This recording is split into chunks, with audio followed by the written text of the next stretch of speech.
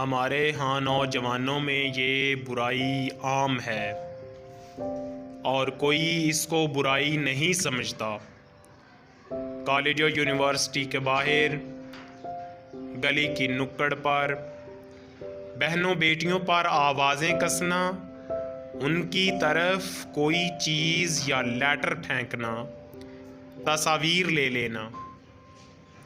नौजवानों, अगर हमारी वजह से किसी बहन को रास्ता तब्दील करना पड़ गया तो वल्लाह आवारा कुत्ते और हम में कोई फ़र्क नहीं होगा।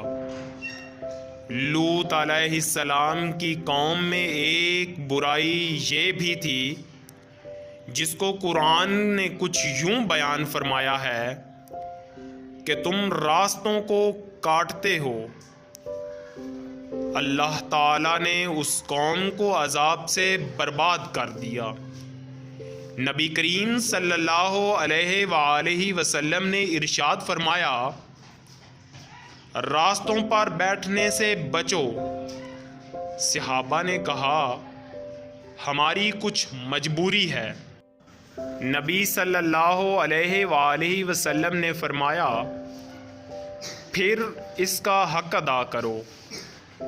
वो ये कि निगाह नीची रखना, किसी को तकलीफ़ ना देना, सलाम का जवाब देना, अच्छी बात का हुक्म देना और बुराई से रोकना।